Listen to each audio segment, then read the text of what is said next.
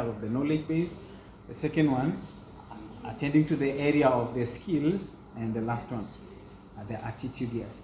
Then for the subject, for the suggested, in the previous one, we were looking at learning, teachers' activities, learning activities. But right now we are at learning, yes. Suggested learning experiences. So it is also good to remind ourselves that when you're looking at the experiences, there are those elements that we need to really focus on. Number one, on the learner's prior knowledge, because they do not come empty.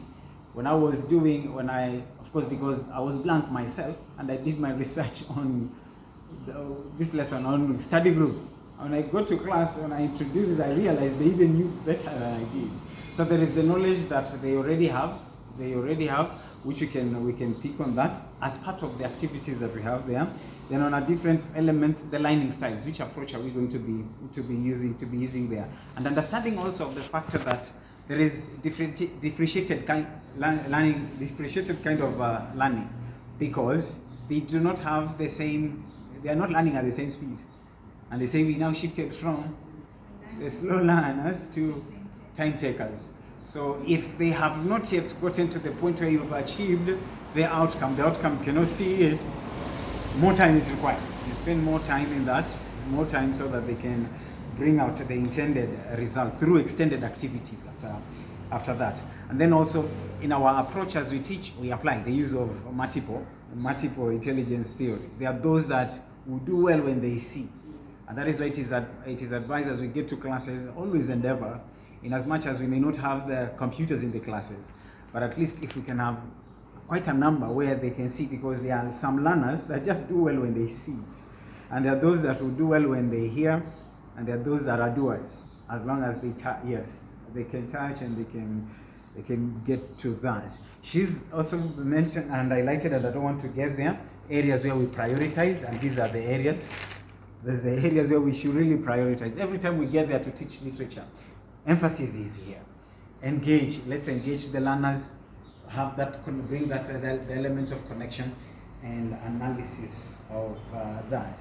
Yet also, as we look at the methodology, the pedagogical approaches, we are also reminded to be using learner-centered approaches, group discussions, engage them even in debates. Debates, dramatization, etc. There's also constructivist approach, where the learners are given a chance to construct a song. Let them come up with a song. It's a poem. Can they construct one? Through discussions and explorations also. Experiential learning, dramatization. You can dramatize. Role playing, they have a part where they can now take turns and they can take position to play the roles that are there. And our key guiding approach is the IBL, inquiry-based kind of learning, where we get to the classes and we inquire, it's like we investigate, so that it gives center and direction for the flow of the lesson. Then also there's the project-based, where learners are given the project. And I learned that they already started doing that, even when they were in junior. So we can pick on those projects and incorporate them and bring them into our areas. You give them a problem, they go and survey, they come bring the feedback. And the approaches, we emphasize so much also on the collaborative, where they share and they collaborate. Much for that end. Still about the pedagogical strategies, I'd like to just quickly make mention of the tasks, the TBLT, task-based language, flipped classroom, where you get to class and